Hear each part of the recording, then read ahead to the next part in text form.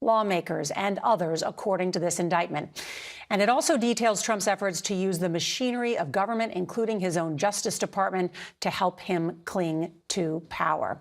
This will be the former president's third criminal arraignment this year. He is also, we should note, the early frontrunner for the Republican presidential nomination. Now, Trump and his lawyers are defending his actions as expressions of free speech. But even his own Attorney General Bill Barr saying just last night, free speech does not protect you from entering into a conspiracy. The other really interesting thing about this 45-page indictment, if you read through it, is that it notes the role of the former Vice President Mike Pence, who told reporters just yesterday that anyone who puts themselves over the Constitution should never be president of the United States. The former president arrived in Washington not long ago. These are the pictures of him landing at Reagan National Airport from his residence in Bedminster, New Jersey, and now his motorcade arriving at the E. Barrett Prettyman Federal Courthouse to appear before a magistrate. And we will get the details now from our own chief Washington correspondent, Major Garrett. He is outside the courthouse there. Good afternoon, Major. Good afternoon, Nora. I will tell you that the atmosphere outside this courthouse is one of very quiet anticipation. Very few people here looking at this from the outside. A great number of media representatives, probably 100 cameras or more here to record this historic event. The former president is inside the courthouse you see behind me, first to be processed. What does that mean?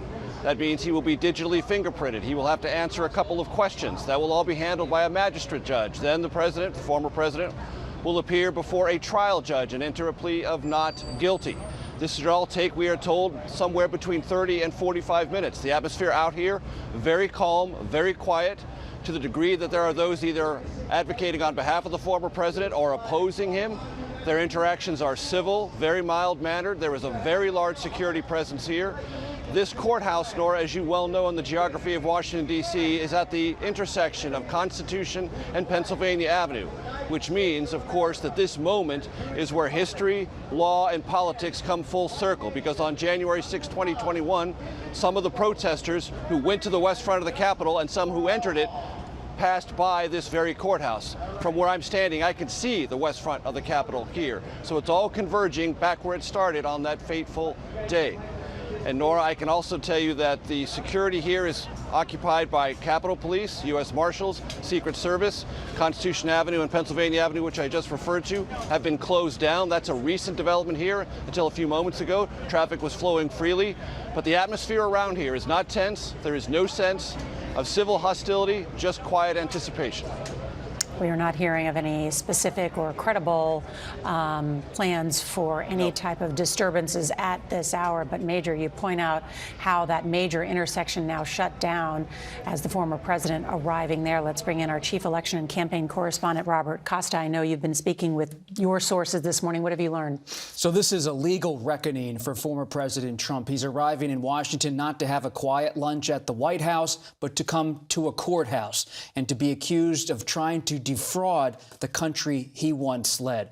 The gravity of all this is juxtaposed by the levity inside of Trump's inner circle. Talking to his allies in the last hour, some of them traveling with him, they say he's bored by this. They believe that he can consolidate his support now inside the Republican Party. And as much as he's facing scrutiny from the Justice Department, he's not facing it from his own party, the Republican Party, who continues to push him in many quarters to be their nominee. Let's point out that the legal experts say that the 4 counts that are laid out in this indictment against Donald Trump are the most serious charges in all of the cases that he is facing. It also marks the first time in American history that the President of the United States, current or former, is being charged for conduct while in office. The former president is charged with conspiracy to defraud the United States, conspiracy to obstruct an official proceeding, obstruction of and attempt to obstruct an official proceeding, and conspiracy against rights. Now, the three conspiracies are detailed further in the indictment, and they are this: conspiracy to defraud the United States, and that relates to Trump's alleged efforts to overturn the results of the 2020 election using dishonesty, fraud, and deceit. Also, conspiracy to obstruct the January 6th congressional proceeding and the counting of the electoral votes of the 2020 election, and conspiracy against voting rights, which goes to the very heart of American democracy. That is the right to have your vote counted. And of course, the special counsel alleging that that is something the president tried to prevent. The special counsel, Jack Smith, spoke Tuesday following the unsealing of the indictment, and he detailed how the former president allegedly orchestrated this conspiracy to overturn the 2020 election. The attack on our nation's capital on January 6th, 2021, was an unprecedented assault on the seat of American democracy. As described in the indictment, it was fueled by lies. Lies by the defendant targeted at obstructing a bedrock function of the U.S. government, the nation's process of collecting, counting, and certifying the results of the presidential election. Also joining us is our chief political analyst, John Dickerson. And John, I was struck when I heard the special counsel say that, of course, of Inauguration Day, when the new president comes and swears up there on the west front of the Capitol before the American people and all those that are watching to preserve, protect, and defend the Constitution of the United States. And now the commander-in-chief is accused of doing something else than that, to not holding true with that pledge. That's exactly right. The person given this tremendous power used that power to attack the system that he swears to defend. That's at the heart of this. And the reason this matters, it's extraordinary to hear Bob's reporting that the former president is bored by this. This is the vital beating heart of our democracy. And one of the things that happens in justice, we've often heard this in cases, is that, prosecutors or judges will say that justice does not sleep. It doesn't get bored, because when things are at stake, as serious as this isn't some parking ticket. Justice stays on the case. And that's what's happening here. And this isn't just about what happened 2.5 years ago. These are vital questions today. What's more important, conspiracies or facts? What's more important, partisanship or country? What's more important, violence or the system? Those are all still live questions in our public debates today, and they'll be live going into the election next year. Mm-hmm. Well put. Jeff Pegues covers the Justice Department for us. And on that matter, the Justice Department has been quite busy. This is the largest criminal case in American history, beginning with many of those defendants who are charged and have been convicted in assaulting the U.S. Capitol on January 6th. Which makes you wonder why a defendant would consider himself bored with cases like this. Most people on earth would be shaking in their boots. I mean, these are pretty serious charges that could lead to pretty serious jail time. And they have this special counsel's office working overtime, essentially, to bring these charges against this former president. Because when you take on an adversary like this, you have to be prepared. You have to have your facts straight. And that's in part why we have this 45-page indictment here. There is a lot in here, but I'm sure they have more. I want to bring in Robert Costa again. And Robert, walk us through what essentially is in this indictment, because in addition to these charges, we also get a glimpse of some of the evidence that the special counsel has. A lot of evidence. But what's important to recognize when you digest this document is that this indictment was issued against former President Trump while the investigation continues. So the special counsel, Jack Smith, is still pressing some of these alleged co-conspirators and other witnesses to further cooperate with the government as they build the case against Trump. It's almost like you're trying to fix the plane or change a plane's engine while it's landing. This is a lot of work going on simultaneously inside the Justice Department. And what this indictment shows, in brief, is a former president, then in the White House, was orchestrating a scheme that played off on many fronts. It wasn't just Trump asking someone to try to overturn the election. It was Trump, based on this indictment, leaning on members of Congress, leaning on people at the Justice Department, leaning on his own lawyers, leaning on state Republican officials and election officials, trying to get all of them to enlist in this idea that the election was stolen, a false claim. The criminal scheme, it's called. And the reason it's called a criminal scheme by the special counsel is he is building evidence about this crucial period, Nora, a couple days after the election. And he believes he has evidence that shows Trump acknowledged privately that he lost the election.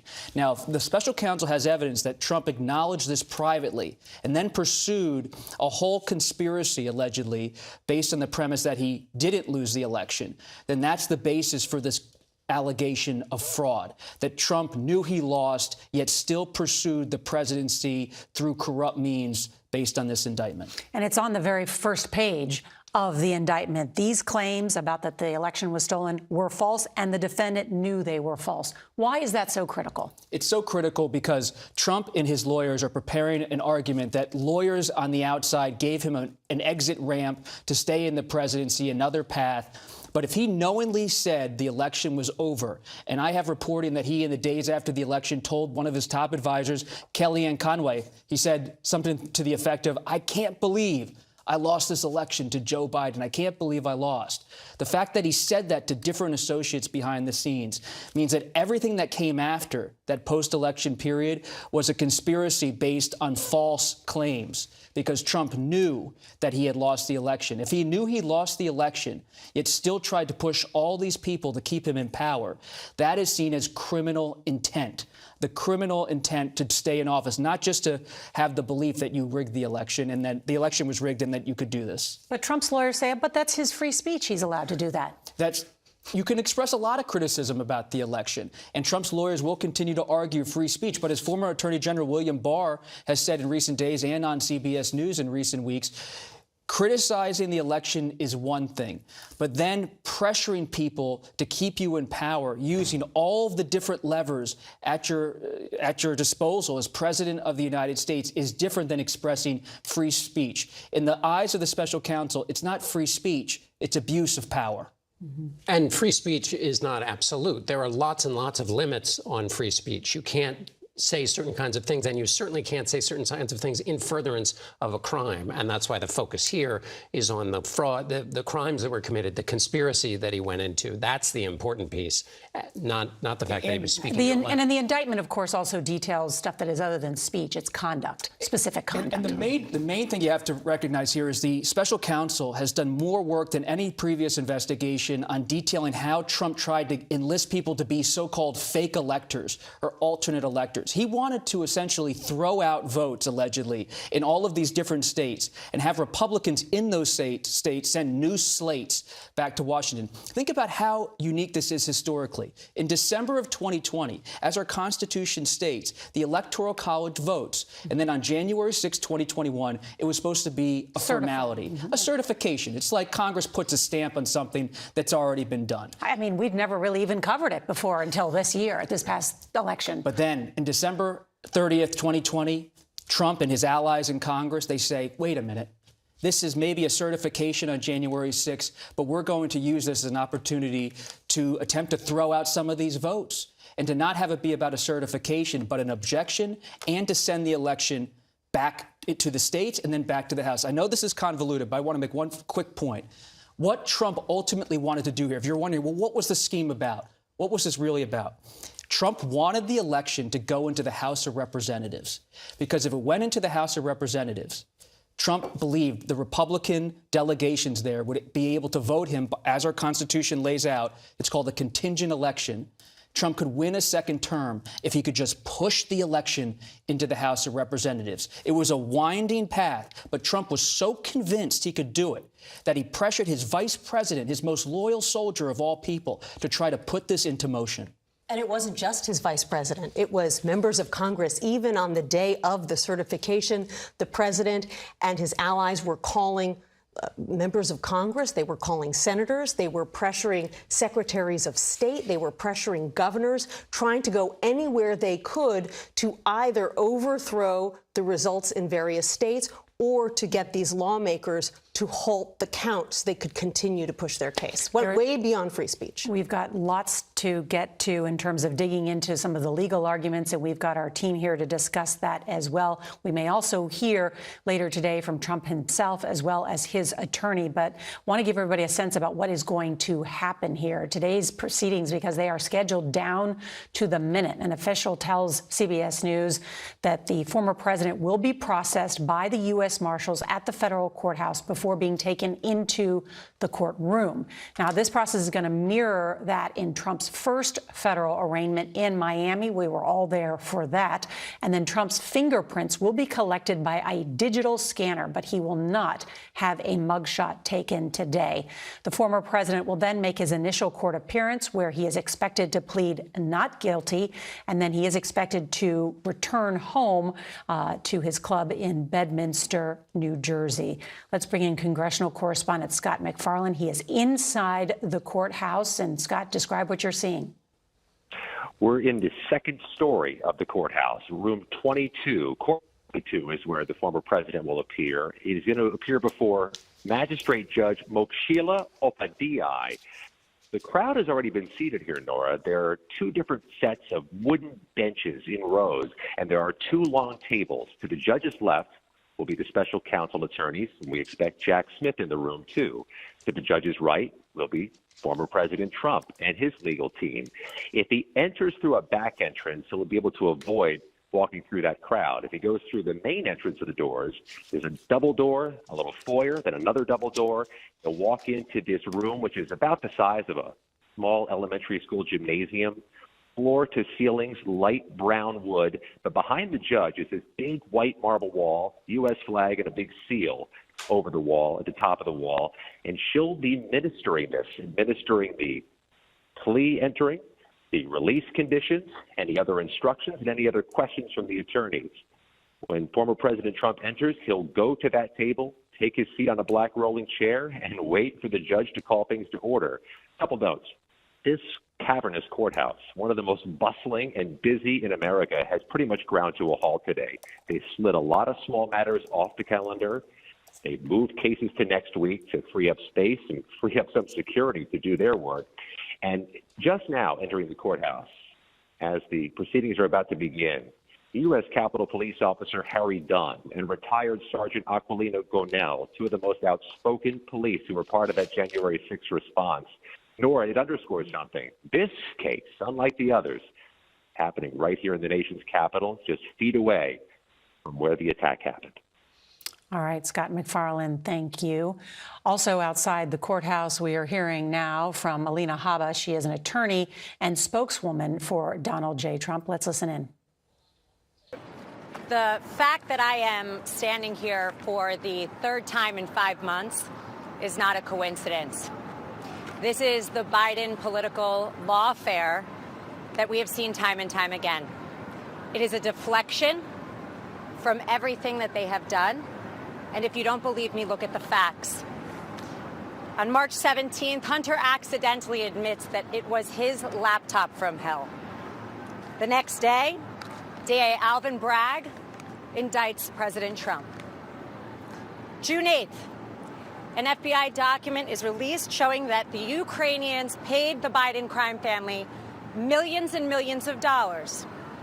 The next day, the Mar-a-Lago raid and the Mar-a-Lago indictment. Last week, Hunter Biden's sweetheart plea deal fell through when the judge realized it had blanket immunity. The following day, a superseding indictment against Donald Trump. July 31st, Devin Archer goes to testify in front of the House. That was only after they failed to put him in jail prior to the fact. What happens the next day? The January 6th indictment that we're here for today. This is not a coincidence. This is election interference at its finest against the leading candidate right now for president, for either party. President Trump is under siege in a way that we have never seen before. President Trump and his legal team and everyone on his team will continue to fight, not for him, but for the American people. I'll take some questions. Well, thank you. I know the president has called this a witch hunt. You just laid out several examples of that. Any other thoughts that the president has communicated to you in terms of why this is going on and then why he calls it a witch hunt? I think a witch hunt is really the way that anybody should describe this, because it's not something we've seen in our time. This is not even political. This is beyond that. A witch hunt is when you relentlessly attack your opponent, when you relentlessly attack the thing that you are most afraid of. People are afraid of somebody that cannot be bought by Washington. People are afraid of somebody who is independently wealthy and who has given up his good life to fight for this country. And that frightens a lot of politicians who are career politicians, unfortunately, because he'll get back there, and I know he'll be fighting for every one of us so that this doesn't happen to us. And that is Alina Habba, who is a spokesperson and attorney who represents Donald Trump as a spokesperson. But as you noted, of course, noting this is a political prosecution, she is saying, of Donald Trump, but she did not address any of the specifics that were outlined in this indictment by the special counsel, Jack Smith, or rebutting the conspiracy or obstruction charges. I wanted to bring in our chief Washington correspondent, Major Garrett, as he was listening along as well. Major, your take. So the judge in this case, when it comes to trial, is not going to be interested in what happened or didn't happen to Hunter Biden. The judge will be interested in the evidence presented that either backs up or doesn't back up the indictment provided by the special counsel, Jack Smith. Now, Alina Habba, speaking on behalf of the former president, wants to make an association in timing between developments regarding Hunter Biden and the former president. That's an interesting story. It has a narrative arc that the former president's campaign believes is persuasive, but it is utterly immaterial in a court of law. And when she talks about the weaponization of the Justice Department, at least in this case, it is worth noting, Nora, as you well know, and as Bob Costa knows from his very thorough reporting, the fact witnesses in this case all worked for former President Trump in one capacity or another, either inside the White House, inside the Trump campaign, within the legal circle that the president assumed or created after he was frustrated by the campaign lawyers that told him he had lost the election fair and square. So the fact witnesses are not part of any cabal seeking to undermine or deflate the political prospects of the former president. They were those hired by him to serve the country or serve his campaign or serve his various legal challenges. One other observation I would make: earlier today, the former president on his social media platform said he is being arrested, quote unquote, he's being processed for challenging a corrupt and stolen election. He is not being processed or arrested for challenging that election. He had every right, as every candidate does, to legally challenge an election. He lost nearly 60 of those challenges in open court, and often the most harsh denunciations of the lack of evidence and lack of standing brought before various courts were written by Trump-appointed judges. He is not being processed or arrested, and this indictment is not about lawful challenging of election. It is about, as Robert has pointed out, a concerted effort, once being told over and over again that the election was lost, that legal challenges have failed, extra legal maneuvers were undertaken to thwart the will of the people. You outlined that so well, Major Garrett. Thank you. John Dickerson. I just want to say briefly, what Alina Habba was doing just there is what I was talking about earlier. The issues at stake here happened 2.5 years ago, but we see in just this moment claiming things that are not true or talking about things that are over here and not focusing on the central point. That's what happened 2.5 years ago, and we see it happening afresh, and that's why this discussion of what happened 2.5 years ago, whether we can look at the facts as they are, is still a live one and is being presented right there before us in terms of whether we can seriously adjudicate this moment that was one of the most serious in American history. I want to drill down on one of the points that Major made, which is that much of the evidence here is from Republican officials that served alongside the former president. Not only, we believe, his chief of staff, Mark Meadows, but most importantly, the vice president, Mike Pence, because Pence or the office of the vice presidency is mentioned over 100 times in a 45-page indictment. Little did we know that Mike Pence was taking contemporaneous notes of these conversations with Donald Trump, which are detailed in this indictment, including two particular phone calls that stood out to me on Christmas Day and on New Year's Day. Robert? And Mike Pence was on vacation in late December of 2020, and Steve Bannon, Trump's longtime advisor, infamously called Trump on December 30th, 2020, and said, "Get Pence off the ski slopes and get him back to Washington because we need to use him now to make him our weapon on January 6th. For Mike Pence, what a journey. I used to cover him in the House of Representatives. He was a conservative from Indiana. He called himself Rush Limbaugh on decaf. He hosted a radio show in the industrial heartland. Now he's the key witness in a historic federal investigation of the man he was loyal to for so years. He did take contemporaneous notes, and he was talking to his trusted lawyers and advisors, Mark Short and Greg Jacob, who both cooperated with the January 6th committee as witnesses all the time. And I think about that famous moment in January 5th, 2021, the eve of the insurrection. Pence is in the Oval with Trump one-on-one. And when he exits the Oval Office after being berated by Trump, who said, "Mike, you have to do what I want you to do. Listen to the mob outside."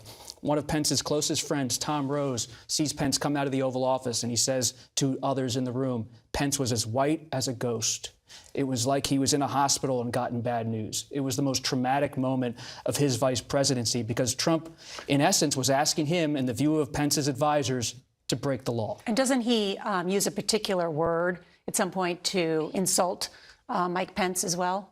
He does. He uses many words, some of them expletives we shouldn't mention on CBS News. I only say that because that wasn't the only time that he had berated Mike Pence. He did it publicly on January 4th. He did it on January 6th at the rally. Well, and on Christmas Day, Mike Pence, a Christian man, called to say to the president, "Merry Christmas." And the conversation, according to Pence's notes, quickly turned to the election and the pressure campaign and to throw out these electoral votes. And Pence told the special counsel, "I don't think I have the authority to change the outcome." And then on New Year's Day, again, a berating by President Trump to Mike Pence about that.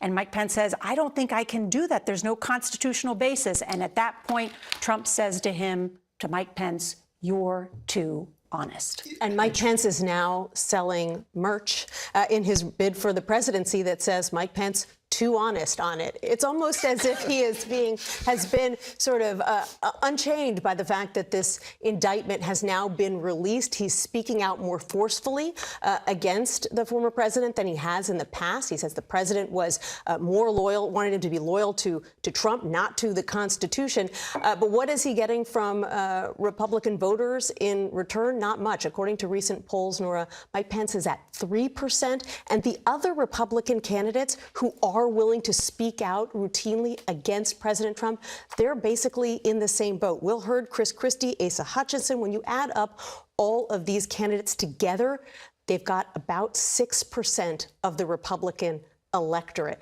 while the president's support, the former president's support, is only growing.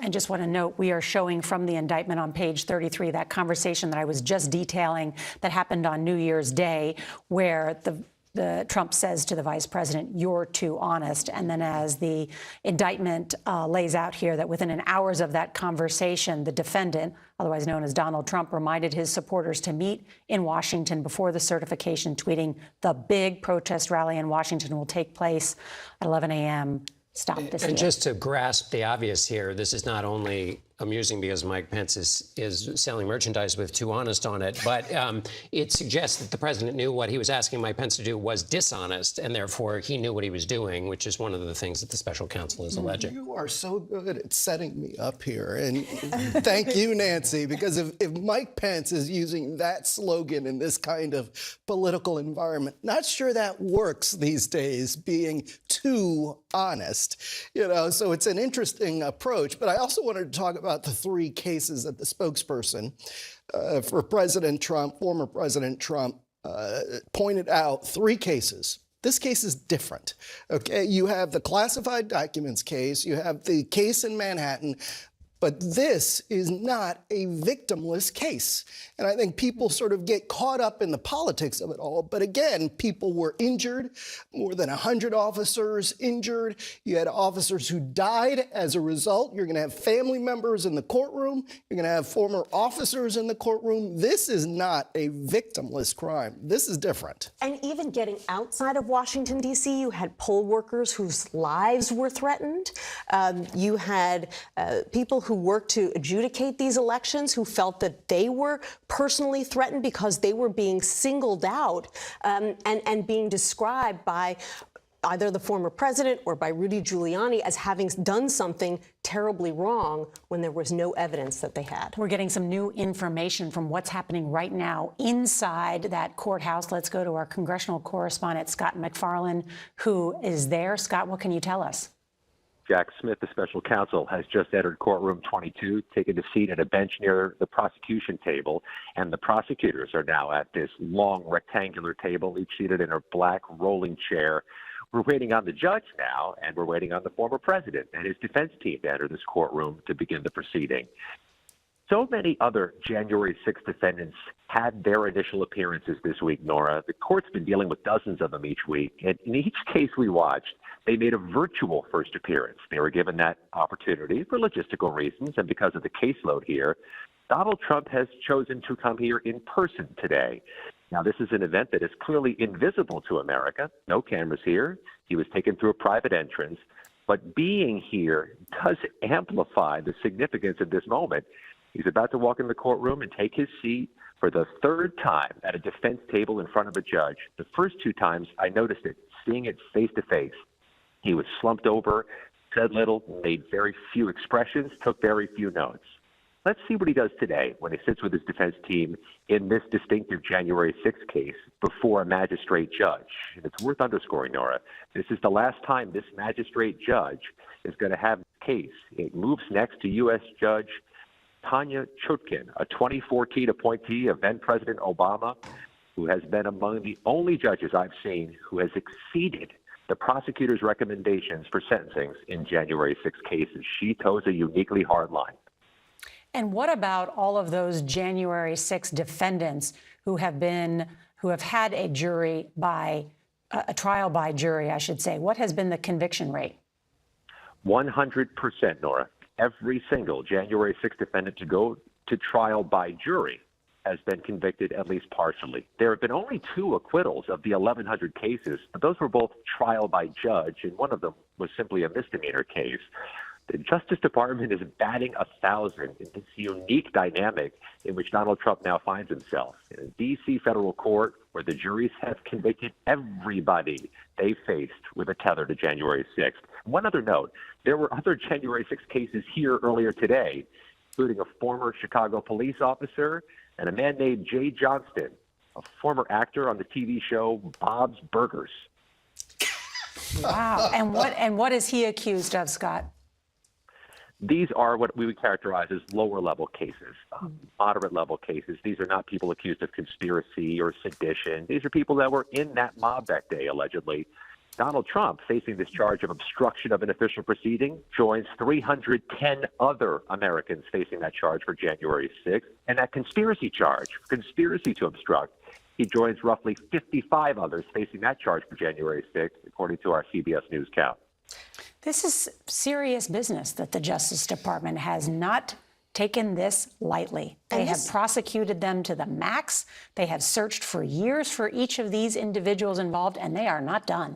And this particular judge, who has been chosen by random to oversee the Trump case, she has handed down particularly tough sentences against other January 6 defendants. In fact, in a few cases, she even handed down tougher sentences than DOJ was recommending. There were times when DOJ had recommended no jail time, and she decided to hand down a few weeks, a couple months of jail time. So she's pretty formidable. Yeah, as you noted, this investigation has gone on for 2 years now, hundreds, thousands of pieces of evidence, a lot of video evidence, and that's why the conviction rate is really pretty good because they have video evidence of these people, many of them attacking police officers, attacking other people, going after members of Congress. So the evidence is there in many of these cases. And this is all to hold a former president accountable.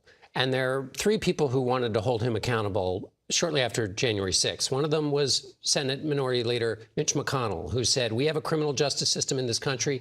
We have civil litigation. A former president is not immune from being held accountable. Senator Lindsey Graham, an ally of the president, when it comes to accountability, the president needs to understand that his actions were the problem. The now Speaker of the House, Kevin McCarthy, the president bears responsibility for Wednesday's attack. Just to remind everybody that the leaders of his party, and of course Mike Pence we've talked about, all said the president was accountable for the events that led up to January 6th. This indictment obviously has 2 months worth of activity, not just what happened on the day. But when we think about accountability, the leaders of the party that he is the head of were the ones who were saying that he should be held to account. So despite some of their more recent lack of statements or conversions, they at the time said that Donald Trump should face accountability. We've just been told that Donald Trump has entered the courtroom. Also in the courtroom is the special counsel, Jack Smith.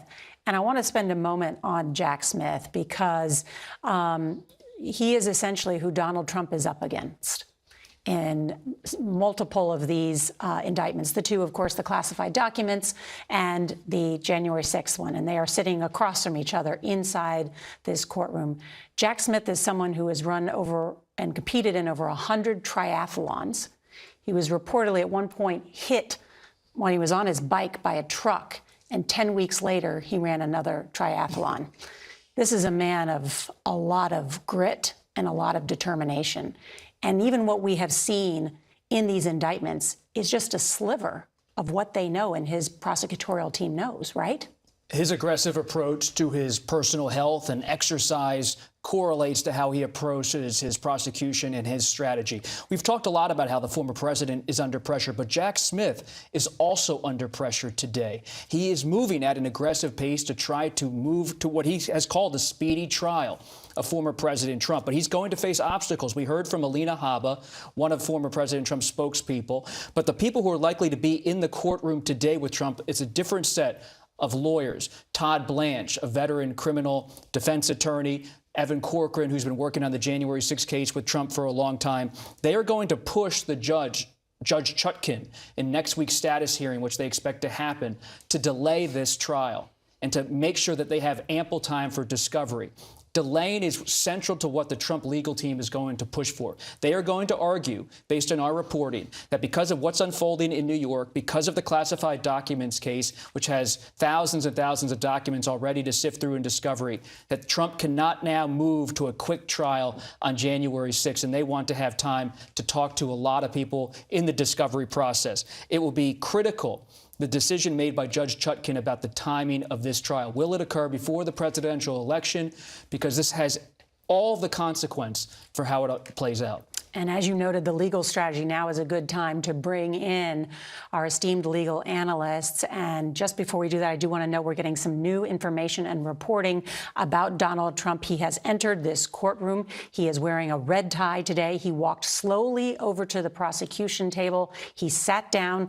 We are told he is now seated between John Lauro to his left and Todd Blanche to his right. And he is speaking back and forth with his attorneys, looking around the room, even at the gallery at times, with his hands clasped. We will continue to update as we have reporters inside the courtroom, but to dig down into what Trump's legal strategy is and more on this indictment, let's bring in CBS News legal analyst Ricky Kleeman, and Scott Frederickson, a former federal prosecutor.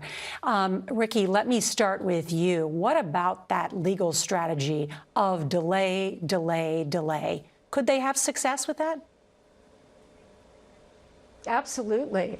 Every defendant wants to delay. A delay means that a defendant is free for a longer period of time. This is an age-old strategy.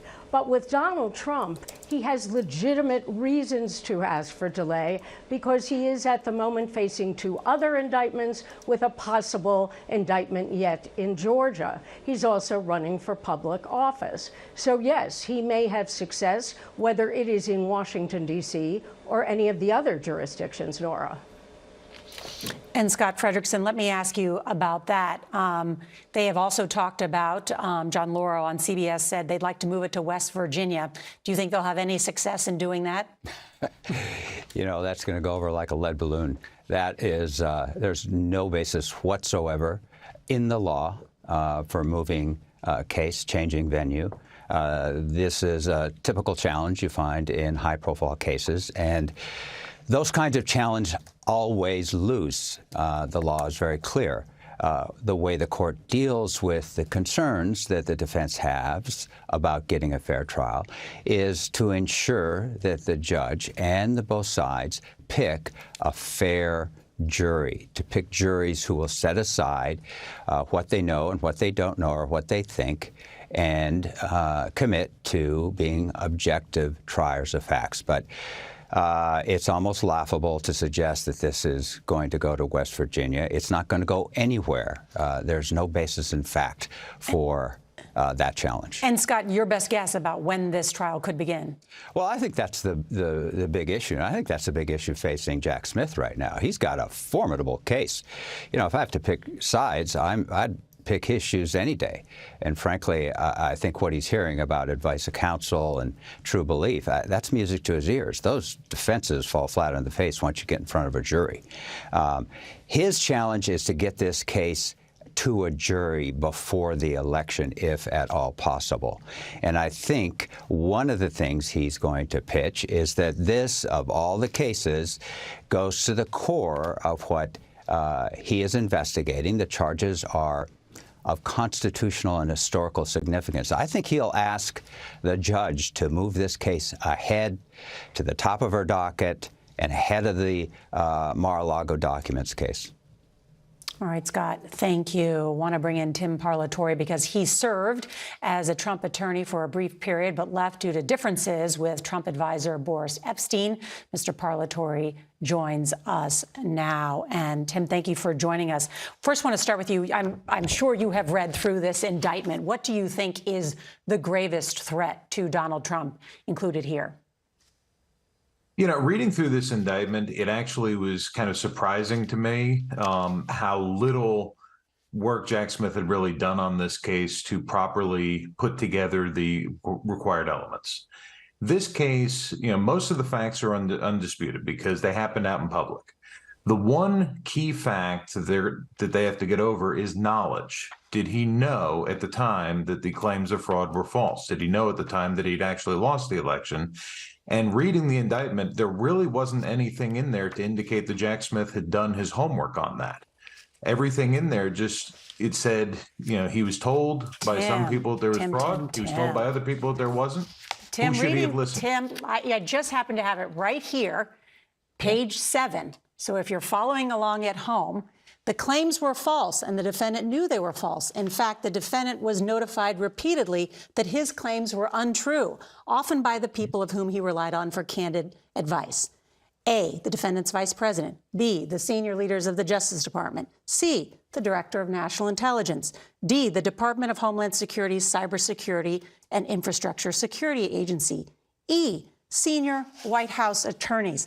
Let me just turn now to page 8. F, senior staffers on the defendant's 2020 election campaign. G, state legislatures and officials, many of whom were the defendant's political allies. And H, state and federal courts, the neutral arbiters. So what are you saying that he didn't do his homework? It's laid out here, A through H. I'm saying that that is something that looks great on paper, looks great in an indictment, and falls totally flat once you put it into a courtroom, because you have to have every single one of those people come in and testify about that. And they have to all be cross-examined. And so you go right down that list, every single one of them. Bill Barr is going to have to come in there and testify that, yes, he told President Trump that there was no evidence of fraud, but then he's going to be cross-examined. How many agents did you have go out and investigate? How many man hours were expended on that? How many witnesses did you interview? Did you send anybody to look at the machines? What did you do to actually verify any of these claims? Did you even sit with Mr. Giuliani to see what he was telling the president that you needed to go and verify? And the answer to those questions when it comes to Barr is going to be no to every single one of them. And so if you can't show that the people that are telling him there's no fraud had actually done an investigation, had actually done the work, and could back it up by anything other than, no, we're not going to investigate because we don't think that there's fraud, then when it comes to a jury who has to find beyond a reasonable doubt that he knew, that's going to totally die. Again, it looks great in an indictment, but it dies in front of a jury. The former Attorney General Bill Barr has said publicly on television, so I'm sure he would say it in a courtroom, that he did look into the claims and found no proof of election fraud. And if he's subjected to actual questioning by an attorney during cross-examination, that's going to actually dig beneath the surface, not just accept those statements at face value, dig in to find out the details, I think that you're all going to be very surprised at what Mr. Barr has to say. Tim Parlatore, thank you for joining us. Want to bring in Ricky Kleeman. And Ricky, is there a counter argument that you'd like to make? Yes, there is a counter-argument. First of all, I think that the indictment is a narrowly drawn, very pointed look at each of the crimes to satisfy each element of each offense charged. There is no doubt in my mind that Jack Smith has already written his closing argument when this indictment was drafted, because you have to look at the result when you look at the beginning. And Jack Smith has taken into consideration each witness that he is going to call, understanding that his burden is proof beyond a reasonable doubt, and understanding that they will be cross-examined. I have no doubt that Jack Smith can prove his case. Whether or not he can prove it to the satisfaction of a jury beyond a reasonable doubt is not for me to say, it's for a jury to say. But with all due respect to Tim, I do not think this is an indictment that is so bare that he cannot prove it. Also want to bring in former federal prosecutor Scott Frederickson. And Scott, I just didn't understand the argument that Tim was making. And I am not a lawyer, but I've read the indictment, and there's multiple, which I just read on the air, instances where apparently the special counsel has lined up a lot of evidence. Yeah, I'm mystified, and frankly, the kind of cross-examination that was suggested by Tim, with all due respect, is kind of fundamental 101 for prosecutors and defense counsel. That's walking into a trap, and Bill Barr will hit it out of the park and tell them about how they did have agents out in the field, and they did investigate, and they looked at video. They'll have evidence from each one that you listed there. There's not going to be any problem having them show up and testify at trial, and there'll be evidence of a respected private company that the president hired to look into the fraud, and they found nothing. That, I think, will be part of the overwhelming evidence you see, and by providing that evidence, that destroys the advice of counsel defense as well.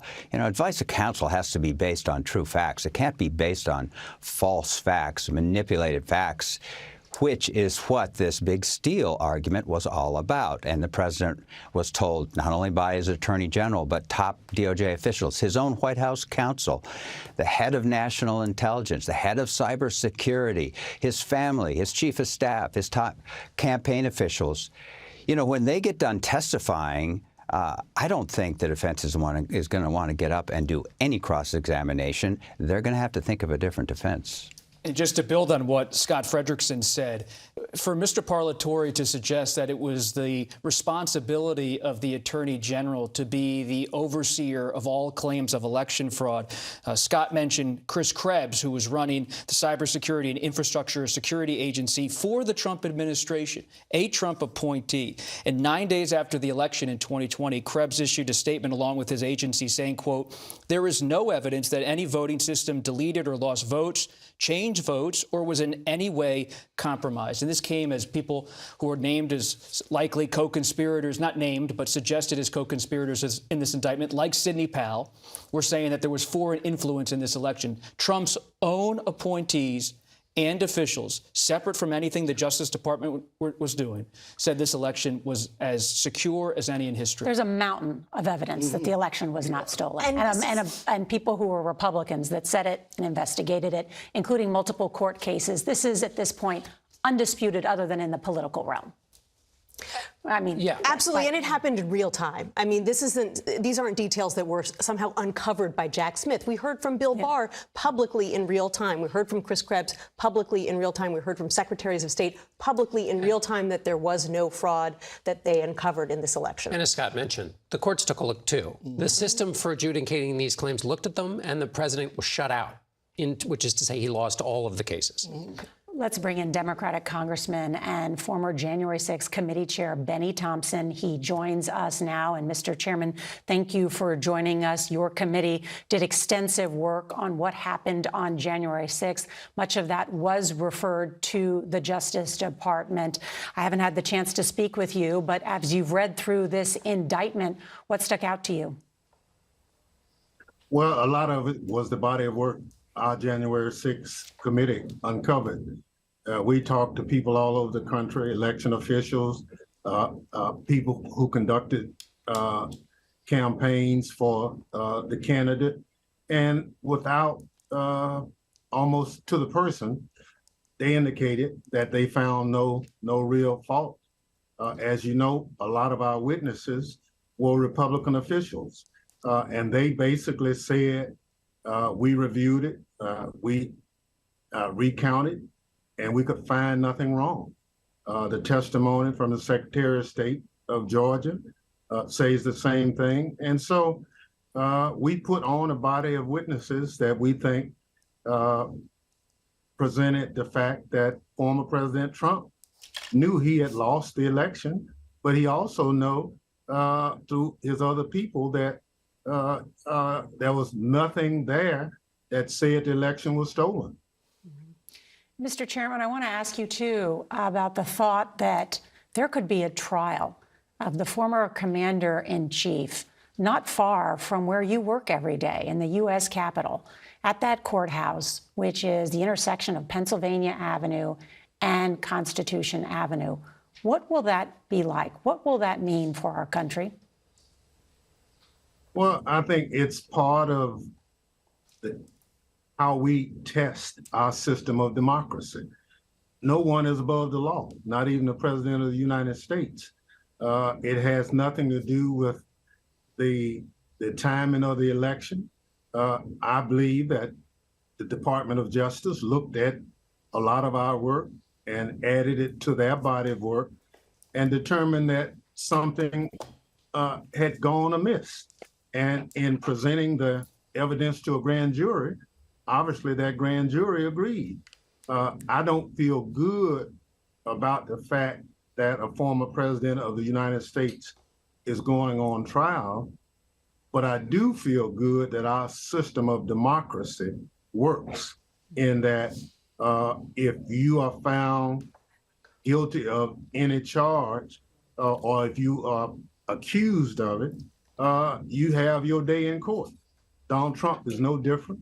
I'm convinced, based on our review of the facts, that, as you know, we made some recommendations that we think he did do some things wrong. But we were not a prosecutorial body, and that's why what you see with the special counsel is the logical step to determine ultimately whether or not Donald Trump is guilty. Benny Thompson, the congressman who chaired the committee and heard hundreds of hours of testimony from more than 1,000 people, and of course, turning over those findings to the Justice Department. Chairman Thompson, thank you so much for joining us. Thank you. Nancy Cordes, you covered Capitol Hill. Now you're the chief White House correspondent. I mean, They did a lot. That committee did a lot of work, extensive work that we all covered here on CBS News and watched a lot of that evidence and testimony. And it is hard to overstate how influential the findings of that committee were and how much influence they have had on this indictment that we're looking at right now. You know, this case was kind of in limbo at DOJ a couple of years after January 6th took place. It's not hard to see why. It was a novel case. Nothing like this had ever happened before. It was totally unprecedented legally, and of course it was politically fraught. But then the January 6th committee did the Herculean work of interviewing all of these people, some of them for the first time, putting together this compelling narrative, and then saying to DOJ, and here are the criminal statutes that we believe you could pursue. And they sort of tied it up in a neat bow in a way that had not been done before. And what's the result? It's the indictment that you see this week. To build on what Nancy just said, perhaps the most important thing Chairman Thompson's committee did is it brought Trump to the center of the story in terms of making him, in their view, the mastermind of this conspiracy. Recall what happened in the days after the Capitol attack. Democrats in the House and some Republicans mounted an impeachment process against Trump, and they impeached him. And they impeached him for inciting a riot. It was about Trump's conduct during the day of the Capitol attack.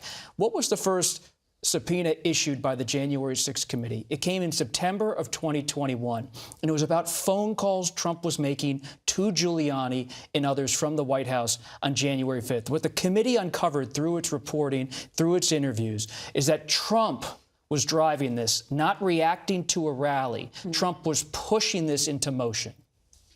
And we saw that with the tweets, of course, that are outlined not only in the indictment that we're familiar with as well, the continued invitation to his supporters to come to Washington to not only stop the steal, but in his words, to essentially rally against this. It's going to be wild. It's going to be wild. Thank you very much. It's going to be wild. Yes. Two other things from the January 6th committee. We've talked about it before, but it bears repeating, which is so much of the testimony came from people who were in the room and as close to the president as possible. And the January 6th committee put all that out there so that this wasn't just hearsay. This is people who were fact witnesses in the moment. It also cracked open some things. Remember, there was that fight over John Eastman's emails. And in that course of that, the U.S. District Judge David Carter looked at those emails and found that in one filing in Georgia on December 4th, that John Eastman said, wait a minute, we can't say that this many votes were for dead people. It turns out that's not true.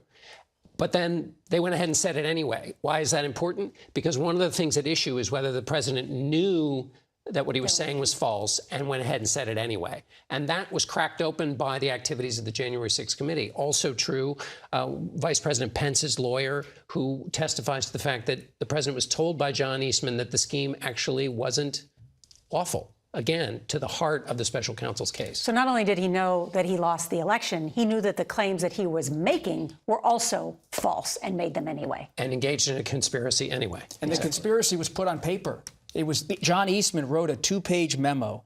And I remember when Bob Woodward and I found this memo, authored by John Eastman, it almost seemed unreal that this was put into paper, memorialized for history. The final point, the main thing here, Eastman writes to Republicans in Congress and Trump, is that Pence should do all of this without asking for permission. I want to bring in Major Garrett, who is outside the courthouse, who has followed this also closely as well. Major? A couple of things, Nora, on the atmospheric. Still very calm, still very quiet. Right after the former president arrived, they reopened Constitution and Pennsylvania Avenue, so a very small footprint in terms of slowing downtown D.C. down for this proceeding. I imagine when the former president leaves the courthouse behind me, those streets will be blocked again, but everything is flowing just as it normally would be right now. Just want to give you that atmospheric here on the plaza of the courthouse. A couple of things that Mr. Parlatore said that I think bear considering for a second. He said, under cross-examination, these witnesses will fall flat before a jury. That's the key phrase, before a jury. The Trump strategy is to find one juror, to hang that jury. And why do I think that matters in Mr. Parlatore's words? Because I have traveled the country. I've written a book about this topic, about the way we do elections, about the certification process, about the fact that there were 95% paper ballots, auditable paper ballots across our country in 2020, the highest percentage ever in a national election. And for those who believe what the former president says there is no amount of evidence that will persuade them otherwise, none. And so what Mr. Parlatore is saying is put those witnesses on the stand and ask the former attorney general, well, did you go into the machines? Go into the machines, what are you talking about? The method by which you confirm a vote is to audit the paper ballots. And when the audit matches the ballots, that's how you know the election has been fairly certified and verified. There's no going into the machines, but if you ask a question and say, well, we didn't go into the machines, does that create a sliver of doubt? Does that create one iota of doubt that one juror might cling to? I'm telling you, when Mr. Parlatore described it that way, falls flat before a jury, he was explaining exactly that process that lies, as Robert Costa well knows, very near the heart of the Trump strategy. And thank you, Major Garrett. Nancy, you have some of the numbers there as well. Sure. I mean, it won't be hard to find that one juror. It might be a little more difficult in Democrat-leaning D.C., but recent polls have showed that 7 in 10 Republican voters or Republican-leaning voters still believe that Joe Biden did not legitimately win this election. 3 years later, they still believe that. That is near an all-time high. That shows you how effective Donald Trump's messaging really was way back then. And it also helps to explain why he's now polling above 50% in Republican primaries. But the special counsel's job is to keep the eye on the ball. And the eye on the ball here is even if he really thought this was true, despite this mountain of evidence, he went and engaged in activities that were outside the bounds of what you're supposed to do if you believe this is true. You're allowed to believe this, and then you run it through a system, and if you win or lose in that system, that's the way it works. You can't go around the system and engage in conspiracy. So there may be doubt about whether there's metaphysical certainty about the election. It doesn't matter the activities he engaged in, says the special prosecutor. We're not allowed, regardless of what your underlying belief is. An update about what's happening inside that courtroom. We have been told that the proceedings are now underway. The magistrate judge has taken the bench. That's about 20 minutes after Trump entered the courtroom. So to imagine that Trump had to wait for about 20 minutes before the judge entered must have been interesting to see what he was doing during that period. When the judge entered, Trump and the rest of the courtroom stood in attention and then were seated again. We have reporters inside that courtroom. I will continue to update on every detail as soon as I get it and share them with you. Want to bring in David Becker, who is our CBS News election expert. He also co-wrote The Big Truth, Upholding Democracy in the Age of the Big Lie, along with Major Garrett. David, good to see you. And on that note, about what some Republicans may believe and what the facts are and what has been adjudicated in the courts, where do we stand? Well, you made a really good point just a moment ago about how the special counsel really laid out both knowledge of the general fact that the election wasn't stolen and some very highly specific facts that related to individual states that were laid out one by one by one. The allegation that 10,000 dead people had voted in Georgia. It turned out that that number was closer to 4 after an extensive investigation explained to him by Republicans who had voted for him. The allegations that there were over 200,000 more voters in Pennsylvania than had actually lived in Pennsylvania. That allegation is just false on its face and is very, very clear. And this is done time and time again. And we sit here now 1,003 days since the November 2020 election, and there still has not been one shred of evidence presented to all of the many courts all over the country that indicates that there was any significant fraud or malfeasance or the outcome was improper. We even have Republican law enforcement officials in Georgia having to enforce subpoenas against people who have claimed that there were fraud, but wouldn't show the evidence. This has happened over the course of the last over 1,000 days now. And again, what you see from the indictment is this list of all of the people, Republicans, all Trump voters, who were telling the president contemporaneously in November and December and January of 2020 and 2021, that what he was claiming was false after extensive investigation. You can imagine how Jack Smith and his colleagues will be bringing in witness after witness after witness. And if the best that the defendant can do is to say, well, tell us more about the investigation you did, that's going to be some very damning evidence that is going to just pile up over days of testimony. And then the real question becomes, does the defendant himself, former President Trump, the person who best knows his state of mind and knowledge at the point in time, decide to testify on his own behalf and the risks that go along with that. Someone asked me this question today. Is there any chance that a trial, when it happens, would be televised or you could hear audio of it live in a federal courtroom? It's extremely rare. I mean, there's going to be efforts to do that in this case for sure. There are very good arguments that that the general public has a great interest in this proceeding. It may even be that both sides agree that they want it televised. That's going to be something we're going to see played out over time. But the pressures to televise this in real time, or at least release audio, are going to be pretty strong. And, you know, to be quite honest, there might be some serious benefits to the country as a whole to hear this testimony being presented. And David, do you imagine that this trial could happen this year, early next year? Probably closer to early next year. I mean, this is a trial where the facts are largely already known. I think the special counsel was very disciplined in how he laid out the indictment here so that it could move expeditiously to trial at some fairly early date. There's still going to need to be some time for the defense to prepare a defense, and the judge is, of course, going to allow that. That's going to take several months. But my expectation is the special counsel is going to ask for this trial to happen probably in the very early part of next year, and then sometime actually take place sometime in the first half of next year.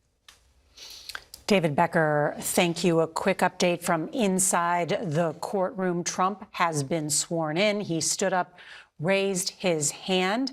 The judge also instructed Trump on the schedule for the day, and Trump spoke into the microphone and said, "Donald J. Trump, John," at the request of the judge to state his name, and he said he is 77 years old. 77, he said to the judge from inside that courtroom. Want to bring in Jeff Pegues. And Jeff, you've heard the argument from Trump's attorneys. Why did it take the Justice Department so long to bring this case? And they are arguing for equal time. In other words, to delay the trial so that they would have equal time. Listen, I wish every defendant in this country could have equal time to prosecutors in bringing a case, especially when an alleged crime has been committed. It just does not happen that way. And by the way, the FBI, DOJ, they were working on these cases even as the January 6th committee organized. And so while they did get maybe a head start with the help of the January 6th committee, they still had to go back and double check into some other facts. There's still a lot of work in this case because of the sheer volume of evidence. And then on top of that, you have 1,000 prosecutions, arrests, right? You have all these cases, and all these cases in a way mirror this case. Why did those people show up? Because President Trump told them to show up. And this is what they told the jury. This is what they told their defense attorneys. These are some of the arguments that they were making. And so during that time, the FBI is gathering evidence from some of these people who are already on trial and building a case, just as any corruption case progresses with the mob, with any type of big figure who has a lot of money. You take time with these cases. You cannot, and especially against a former president of the United States, you can't just go to court with some flimsy allegation. And that's why you have this 45-page document. But as I told you before, and what we've seen with these other cases, there's always going to be something else that the special counsel will put out in court documents. He won't say it. They don't make a lot of statements, but they'll put it in here. And so this is just the beginning. And when you hear Trump representatives, and I get their strategy, but their strategy right now is a political strategy. That is not going to work in a courtroom. Meaning the Trump. Oh, yeah, that is not going to work. And it's a good point, because we already saw an additional count in the classified documents case where they put forward the additional count on the Iran document. So to your point, this is just the beginning of what they had Quickly, an update from inside the courtroom, just so everybody knows. The magistrate judge has read the 4 charges to Trump and the penalties, including the 20-year maximum sentence for the charge of conspiracy to obstruct an official proceeding and an obstruction of an official proceeding. Trump remains looking at the judge as she slowly reads the charges and the max penalties. Trump has been read his rights, the right to remain silent, etc. Do you understand this, sir? Trump, yes. Right to an attorney, an appointment if you cannot afford. Do you understand that, sir? Trump, yes, I do. The judge has then ordered the prosecutors to produce all exculpatory evidence to the defendant. That's the latest update from inside the courtroom. And he has pleaded not guilty, I am told. Getting this in real time for you, everybody. Real time of exactly what is happening inside. Trump said not guilty out loud in the court. And that's the very latest information as we have Scott McFarlane inside delivering this information to us in real time. Want to bring in Ricky Kleeman and Scott Frederickson again. And Ricky, on those legal matters that we have been talking about, does it matter how long the special counsel has taken when the Trump lawyers say it took too long, or why they're bringing it now? What are they trying to suggest? It doesn't matter. Well, it doesn't matter in a court of law because it's not a legal defense. It may matter in the court of public opinion because the political message from the defendant's side is that this is a weaponization of the Justice Department in order to thwart his candidacy. But that has nothing to do with the courthouse. And I agree with Jeff Pegues 100%. If you start with a complex conspiracy case, you start at the bottom and you work your way up. And that's exactly what I assume happened here. I wanted to add one other point, which I think is important. Although I do think it's in the public interest to have this trial televised, I sat on the Federal Rules Committee that was the advisory committee to the United States Supreme Court about federal rules of criminal procedure, and fight as mightily as I did for the idea of criminal cases being televised. I was shot down. I do not believe that there is any way that a federal court will allow this to be televised, even if both sides want it. Last quick point, Nora. Of course, Donald Trump appeared today in person. He wants to show that he is unafraid, that he is someone who does believe that this is, to use his terms, a political persecution. So he was not going to sit at home and be on Zoom and enter a plea of not guilty. He wanted to stand tall so that we could talk about it, and so that ultimately, today, he can fundraise off of this appearance. Ricky Kleeman, thank you. At this hour, Donald Trump pleads not guilty to federal conspiracy charges against him in this January 6th indictment that we just learned about this week. Our Justice Department producer, Robert Legary, has been delivering us these details, and our correspondent, Scott McFarlane, is inside there as well. He's going to join us in just a moment with the very latest. Want to bring in the meantime, though, Scott Frederickson.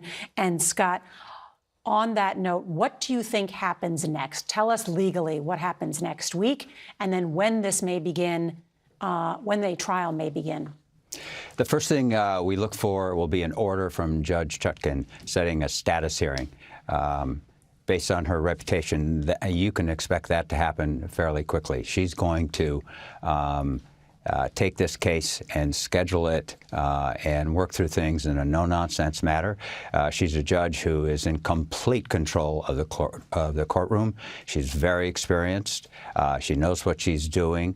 So she'll move that along. And so we'll hear about a trial date very early, probably at that status hearing. And that's going to be the first fight we hear about. And so that'll be the first ruling we'll look to, is when Judge Chutkan schedules this trial. As I said, I think I'm probably a minority on this, but I think there's a good chance she tries to move this into early next year to try and make this case the first case that comes up for trial, if at all possible, just because of the seriousness of the charges. And Scott, what's that going to look like? A trial of the former president of the United States right here in Washington, D.C.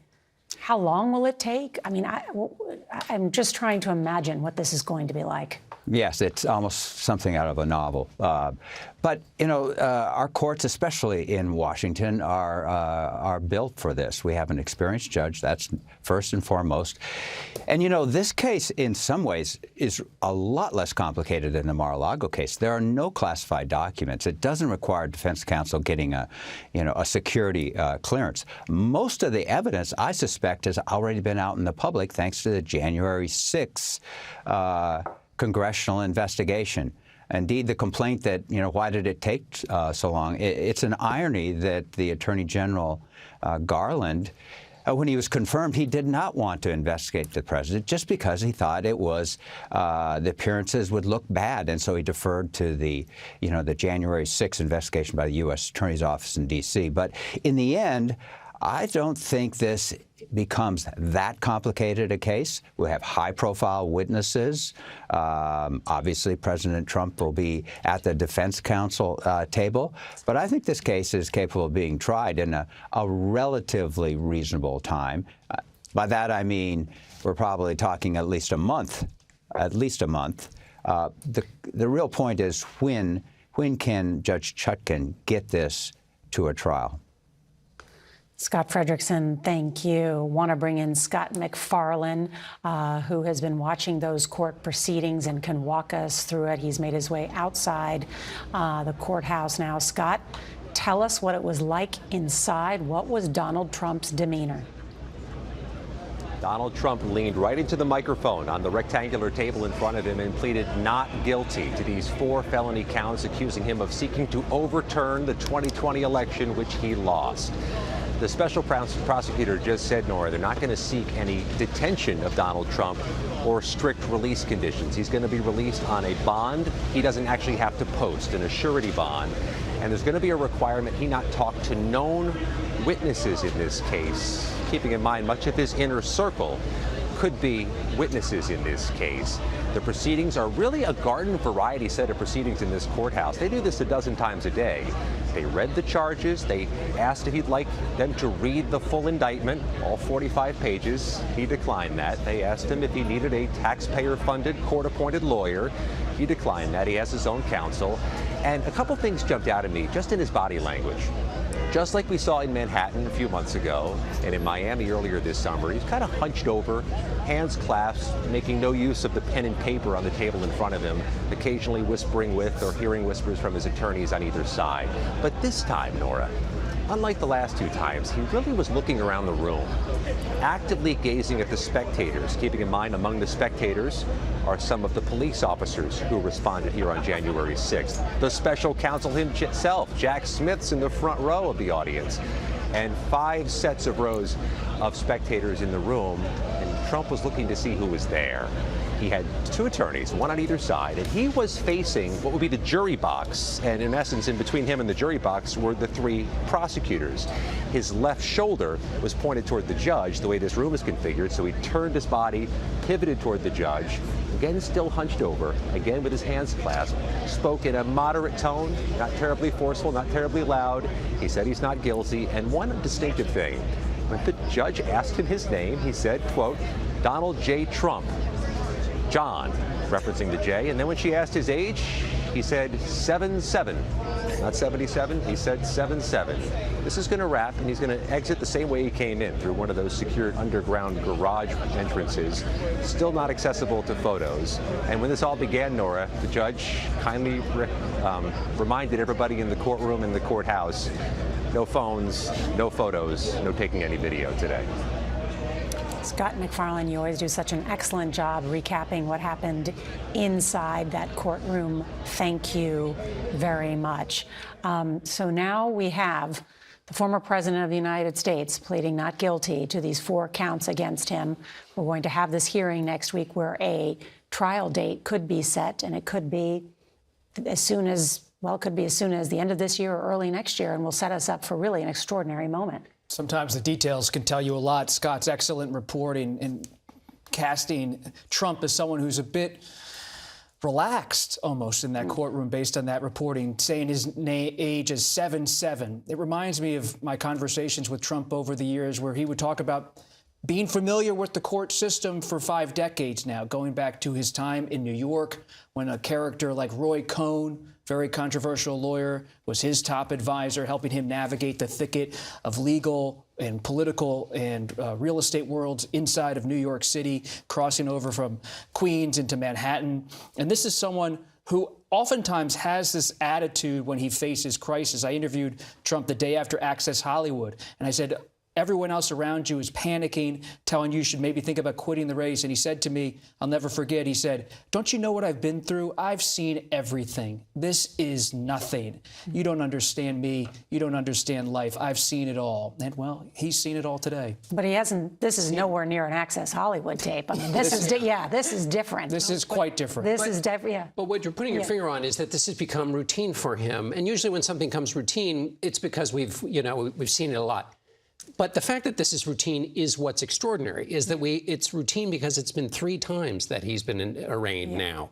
And that's, to be comfortable, to have it happen to you so many times that you start to get comfortable with it is, we're not just in new territory, we are acres deep into new territory. Mm-hmm. I want to bring in Mark Short, who is the senior advisor to Mike Pence, in just a second, because we are in the midst of a presidential election, and Donald Trump is leading the polls by a wide margin.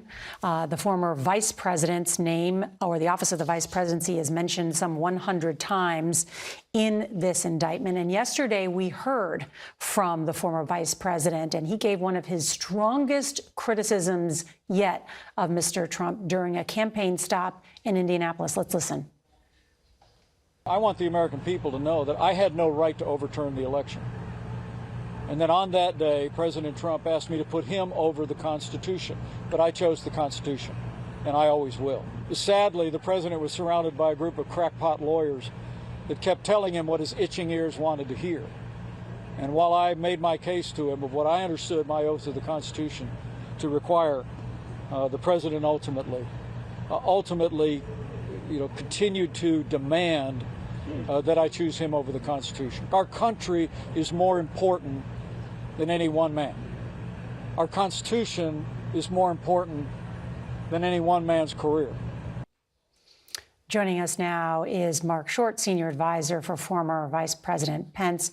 Mark, thank you so much for joining us, and good to see you.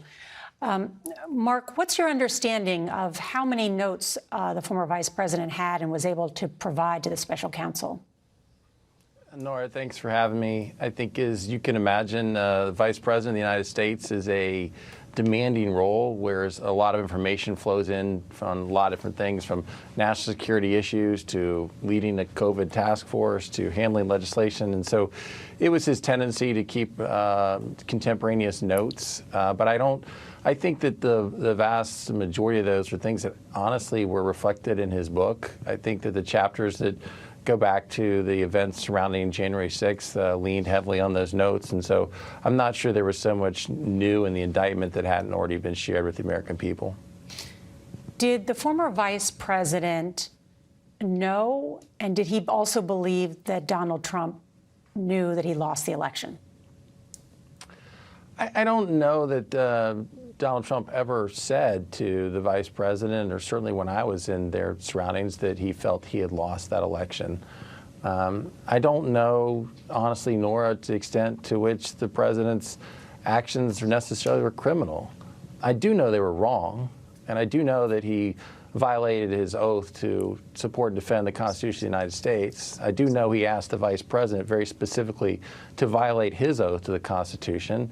And I think that, at this point, the prosecution probably has plenty of witnesses from the campaign who testified they informed the president that he had lost, that any evidence of fraud was insignificant and would not have changed any of the results. I think you probably have other witnesses that have testified that from the legal counsel in the White House, they informed the president that the vice president had no such authority. And, one person that I think is certainly not mentioned in the indictment, but was in many cases the ringleader, the organization of this in the White House, is Mark Meadows. And so I certainly believe he probably has testified extensively as well about the president's thoughts and what the president knew at this point. And so I don't know, again, to what extent these actions will bear out to be criminal, but I do know that they're wrong, and I do know that the vice president upheld his oath that day. I know the vice president has spoke to this in the past, but I want to ask you today, would he be willing to testify against Donald Trump at a trial? Well, I don't know about answering that hypothetical now, Nora. I think that much about the dynamics between the president and the vice president played out very publicly. It seems that much of the uncertain part of this is the conspiracy as to what he knew and didn't know, and whether or not the vice president's called to testify. I think he always has followed the law, and so would presumably do so in this case, but no indication of that at this point. We talked about earlier some of the phone calls and the contemporaneous notes that Mike Pence has provided to the special counsel, including from a phone call on New Year's Day where Donald Trump berated Mike Pence, asking him to overturn the election. And Mike Pence replied he didn't have the authority to return or reject votes. And Trump told him, "You're too honest." Nancy Cordes has provided us with a picture of the merch that your campaign is now selling that says "Too Honest" on T-shirts and hats. How is that merch selling? Well, Nora, I think that in the last couple of days, the vice president has received an enormous amount of support and thousands of additional donations. And I think that, I think what's fundamentally to your question is something important about, overturning versus sending it back, because I think that is part of the narrative that's been out there by the president's lawyers about just sending it back. I think it's important for your viewers to know that the request all along was for the vice president simply to reject states' electors. It was to overturn the election. In fact, Donald Trump even said so prior to the former vice president's speech to the Federalist Society a couple years ago, that he'd asked the vice president to overturn the election. I think in later time they believed the PR of saying simply send it back to the states sounded better. And that was something that they turned to in the last 36 hours. And there's even notes from John McEntee in the White House saying, since Pence won't go along with the overturn election, let's pivot to this theory. And that theory really is one that has the same ultimate end, because the notion was if somehow something could be returned, which the vice president doesn't have that authority, and no vice president in 250 years has, nor do Republicans want Kamala Harris to have that authority. But hypothetically, if it did, the idea was you get below the 270 threshold in the Electoral College, and it returns to the House of Representatives to get a different result on the election. And so it sounds nicer, but ultimately the impact would have been the same. Mark Short, senior advisor to Vice President Mike Pence, his former chief of staff. Mark, thank you so much for joining us. Nora, thanks for having me. And we are being told that the proceeding has ended inside that courthouse. We will likely see Donald Trump escorted out at some point. We could hear from the former president at some point this afternoon. It's unclear what time, but we are being told that he may speak before cameras at the airport before returning back to his club in Bedminster, New Jersey. Nancy, I want to talk to you about this because it is extraordinary in this indictment, the details and the evidence, but also the contemporaneous notes, as we've noted, that are made by Mike Pence that the special counsel uses as evidence. Right, and it wasn't just Mike Pence. There are so many people who were in the president's orbit who also relayed what he told them. And something that we haven't really discussed much yet is the fact that, according to the January 6th committee, and the indictment touches on it as well, this actually started not on Election Day, but well before Election Day, much to the frustration of Republican leaders around the country. The former president, he could see the polls, and he started to say things like, well, if I lose, it's because the election was rigged. And he started telling some of his supporters, don't use mail-in ballots because those are rigged. And you had so many Republican leaders saying to him, please don't say that to our supporters. Republicans historically vote in larger numbers than Democrats using mail-in ballots. If they don't think those ballots are safe, that's going to depress our mail-in ballot voting. And there's good evidence that that is exactly what happened. But the case that that this indictment makes, and certainly the case that the January 6th committee made, was that he started laying the groundwork to make this argument months before the first vote was even cast. And just to remind everyone that Donald Trump lost by a fairly wide margin to Joe Biden. It was 74 electoral votes, and he lost the popular vote by 7 million votes. And Mark Short, who just spoke with CBS News, is a crucial figure in this story. Mark Short was present when the Trump campaign, the night before the insurrection, issued a public statement saying Mike Pence agrees with everything Donald Trump is saying about this election. And based on our reporting, and we believe the special counsel has the same information, Short erupted. How can the president of the United States speak for the vice president and lie about him publicly? But Boris Epstein and Rudy Giuliani and so many others close to Trump were still trying to go maybe even over to Pence's home at the Naval Observatory to try to get him to come along. One of Pence's advisors, Marty Opes, remarked to others, it almost felt at that moment like a bad mafia movie. We were being hustled. We were being pushed around. And Mark Short was there telling Pence, hold the line. And Pence agreed with Short. But it was a pressure cooker of a moment. And think about this story on January 4th, 2021. Donald Trump is supposed to get on Marine One, his helicopter, but he doesn't want to get on it just yet. He wants to call Pence to the White House. So Marine One is whirring around on January 4th for a long time. And Trump calls Pence into the Oval Office and confronts him once again. And Short is in the room, who you just spoke with Pence, as Trump says, I'm not going to get on that helicopter until you agree with me that you're going to do what I want on January 6th. And Pence pleads with Trump, I'm trying to do what I can. I'm listening to my lawyers. And Trump says, do what I want. And then he goes to Georgia that night, and he says publicly, Mike, you better do what I'm telling you to do. And Pence and his advisors are watching that night on January 4th after that conversation in the Oval Office, which we can see on our screen. And they're saying to themselves, what have we gotten ourselves into? And now we know, in the eyes of the special counsel, a possible criminal conspiracy. It's kind of breathtaking when you describe it in all of the details. It's incredibly breathtaking in the pressure campaign, as you noted. And just a tiny little textual thing for Mike Pence, who kept an open Bible on his desk. That itching ears comes from Timothy, heaped to himself teachers in accordance with his own lusts. Basically, that's the scene you're describing, is surrounding himself with people who would only tell him what he wanted to hear. And for Mike Pence, when Trump goes to him on January 5th, he says, Mike, if the mob outside wanted you to do this, wouldn't you want to do it? Wouldn't you want to do it?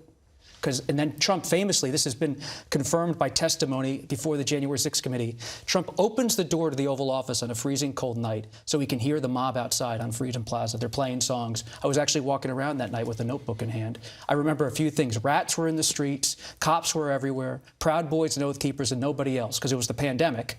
Nobody was in Washington, D.C., except those planning an insurrection. But even I look back, I could have never imagined what would happen the next day. It seemed impossible in our political and legal imagination that this kind of thing could happen in this country.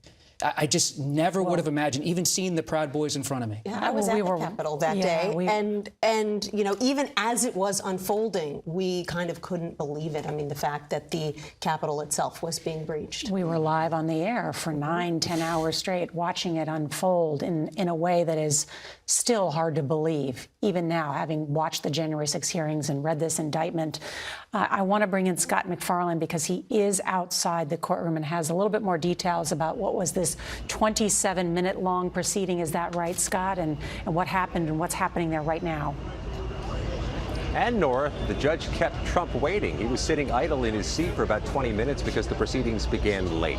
And the Trump defense team, before this hearing just wrapped, has already begun the process of seeking to delay the case. The judge gave him 3 choices for the next court appearance: August 21st, August 22nd, August 28th. The Trump team promptly responded August 28th. And then the defense attorney for Donald Trump told the judge they may need more time. They may need to waive some of these speedy trial rights they have because they have to review all the evidence in the case. In a case where timing is everything, less than 6 months before the Iowa caucuses, on the eve of this enormous 2024 campaign season, a former president who's also the frontrunner for his party's nomination is now, to a degree, fighting the clock. And so are prosecutors in all 3 cases. The real timing in this case ultimately will be up to the U.S. district judge who gets this case next, beginning August 28th. That's Judge Tanya Chotkin. I got to tell you, though, standing here at this moment, the resonance of January 6th can be felt. We're surrounded by police bike rack barricades, the same ones that were toppled down the street January 6th. Some of the Capitol Police officers there that day were in the courtroom, and on the other side of this camera lens, you can see the U.S. Capitol. This case is just going to be different, Nora. It's going to land different with some number of Americans. Scott McFarlane, who has covered so many of those January 6th trials and kept track of them. If you follow his Twitter feed and reporting here for CBS News, it has been detailed unlike anybody else. Really has done such extraordinary reporting. Scott, thank you. We want to show you, this is the Trump motorcade as they have left the courthouse in downtown Washington, not far from the U.S. Capitol. The intersection of Constitution and Pennsylvania Avenue, going through the E Street Tunnel, if my directions are correct. I think that's, and then on his way back to the airport, where he will then return to Bedminster. It's not clear yet, although we could hear from Donald Trump. You know, we were thinking about, just as this next appearance is August 28th and then a potential trial, who is Trump's legal team? He has been through so many lawyers, including Tim Parlatore, who we heard from earlier, who was making some specious arguments. But who is this team, and how will they handle sort of the weight? I mean, don't you need a whole group of people to deal with charges like this? You usually need a whole law firm. You usually would get a law firm, but that's not happening here. Most law firms have looked at this situation with a former president facing criminal conspiracy charges, a New York hush money case, Mar-a-Lago documents case, and the Georgia case that's upcoming with a charging decision, and said, no thanks. Todd Blanche, who's leading the legal effort for Trump right now, he left his law firm and he's at the helm at the moment. He's working with John Lauro, who has been on CBS in recent days.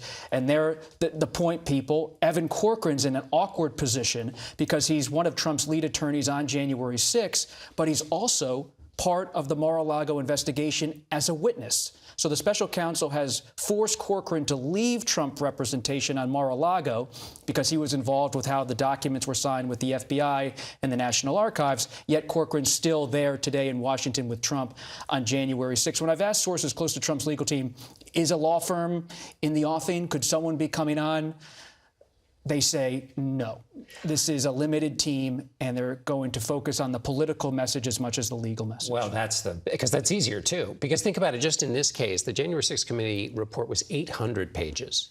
This is 45 pages, this indictment. But think about getting your head around 800 pages, and then all the secondary material if you're trying to mount a defense. And that's just one of the four, and you could argue there are even more cases if you talk about some other civil cases. But that's just one of the four challenges for these lawyers. It's just a tonnage of work. And they want to take this to the Supreme Court. I mean, if you really want to boil down their strategy to one thing, is if convicted, appeal all the way to a Supreme Court they believe is conservative and might rule in their favor on issues like speech and advice of counsel. I mean, don't you need the best lawyers in the country in order to defend yourself on something like this? That's what I find so interesting about your reporting, Bob. When you've been talking to sources about this, do these large law firms not want to take the case because they're worried it will scare other big money clients off, or because they've seen what happens to Trump lawyers, they end up getting into trouble themselves? Well, look at how Nora so aptly introduced Timothy Parlatore. She said in her introduction that he left his work as counsel for Trump because of disagreements with Boris Epstein, who's a Trump lawyer and political advisor. Trump's inner circle. He may also be the unknown co-conspirator. That's right, because Boris Epstein, I know there are a lot of names here. It's like Watergate, all these different currents of information and a tree of people. But Epstein was close to Giuliani. Epstein's also someone who's always telling Trump, based on what we've learned, what he wants to hear. And there's a real division in Trump's legal team about happy talk versus frank talk, and when to be political and when to be focused on the legal brass tacks. Former Attorney General Bill Barr was asked about what these lawyers working for the former president should do, and he said, get a lot of insurance, because the president has churned through lawyers and then also people who've been close to him. Mm-hmm. And he always turns to outside lawyers. Why did John Eastman and Sidney Powell become part of the inner circle? Because they told Trump what he wanted to hear. Mm-hmm.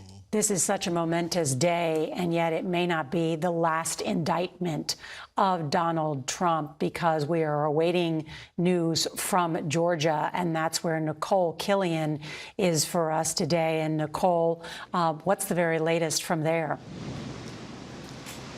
Well, we are nearing the end of a 2.5-year investigation, and we know this not because of the dark clouds that may be hanging over the courthouse, but more specifically because earlier this afternoon we got some guidance from the Fulton County Sheriff's Office announcing road closures around the courthouse beginning Monday for the next 2 weeks. And that is the tentative window that we expect Fulton County District Attorney Fani Willis to present evidence to a grand jury and ultimately to announce a charging decision in her investigation into election interference during the 2020 election. So some overlap to a certain extent with this federal case in terms of some of the facts. Of course, at the centerpiece of this investigation is that infamous call that the former president made to Secretary of State Brad Raffensperger saying, find me the 11,780 votes. In fact, we heard from the Secretary of State earlier this week here in Georgia after this indictment was announced in Washington. He said that this was expected. He continued to defend his actions as well, saying that we ran the traps on all of these false election claims. And so it's important to note, because Raffensperger not only talked to federal prosecutors, but also was a key witness here in this Fulton County investigation, which heard from some 75 witnesses, including many members of the former president's inner circle. So a lot of attention will be here on Georgia in the next couple of weeks. The district attorney has made clear that she is ready to go, Nora. Wow, Nicole Killian with that new reporting there from Georgia about what may be happening as soon as next week. And yet, Nancy Cordes, as we heard that, the thought, and I used the mountain of evidence, but I'm thinking it's like a tsunami of evidence and these cases and that's facing Donald Trump. There was an extraordinary meeting between President Obama and President Biden recently in which Obama had a warning for Biden. What have you learned about that meeting? Well, I've learned that this was a lunch that took place in June. We knew about the lunch and the fact that it was taking place at the time, but it has since been reported that former President Obama warned the current president, Joe Biden, don't take Donald Trump for granted. He's still a very formidable opponent. Obviously, his supporters are extremely loyal to him. Obviously, they're still willing to give him money, even though millions of those dollars are clearly going directly, not to campaigning, but to his defense. And he urged him not to, to take it very seriously, and told him that he would do everything that he could to help him out. Some important context, just as people think that this may be so many legal troubles that Donald Trump is in. Even the Democrats and President Obama believe that Trump is formidable as a Republican nominee. And Robert, in this indictment, of course, there are the 6 co-conspirators. What do we know about them? How could they figure in a potential trial? Here's what CBS News is learning about these alleged co-conspirators of Trump. These were central figures orbiting around Trump in the final days of the administration. You have Rudy Giuliani, who took over the legal strategy in the days after the election, collected affidavits, tried to fight it in the courts, then pressured election officials in the states to do Trump's bidding. John Eastman comes up with the plan to have Mike Pence walk away from the lectern on January 6th and set into motion a constitutional crisis. Sidney Powell was arguing that Trump should seize voting machines based on alleged conspiracy theories about foreign interference in the election that have never been proven in any way. Then you had Jeffrey Clark, who Trump wanted to name acting attorney general after Bill Barr resigned in December of 2020. Clark was someone who Trump believed could take a tighter grip over the Justice Department and potentially provide him with the fodder he needed to put the DOJ into action to do what he wanted. Then you had Ken Chesebro, who wrote a memo similar to Eastman, arguing that alternate electors should be selected in the states and come to Washington to enable Trump to have that election in the House, as we've discussed. And the final co-conspirator, we believe, could be Boris Epstein, who we discussed, Trust, who was working closely with Giuliani at the Willard Hotel on January 5th, helping Giuliani at every turn with the alternate electors based on our reporting. Or it could be Mike Roman, a Trump campaign lawyer who was also enmeshed in and intertwined with what was going on with the alternate electors scheme. We're learning more, but just because they're co-conspirators doesn't mean they're going to be indicted. It also means they could be indicted. Mm-hmm. And they're not just 6 people, what we're learning from the special counsel and our sources close to it. There will likely be more who come forward in the coming weeks in terms of legal filings, as Jeff has discussed. There could be more to come. And as we wrap up our coverage and see the president arriving now at Reagan Airport to depart back home, John Dickerson, that today is just the beginning, and I just keep thinking of it as the first step, and covering this trial will be like anything I've ever done in my political reporting career. Because it won't just be the attorneys who have to jump from trial to trial. I mean, this date on the 28th coincides. There's another date in the Florida case on the 25th. The coverage of all these different cases will be happening simultaneously. And also, we've been talking about the campaign calendar. There's also the jury box of the electorate out there. The president is asking that the behavior as detailed in this indictment and his rebuttals against that detail, that he be ratified and reelected by the public for the way he behaved.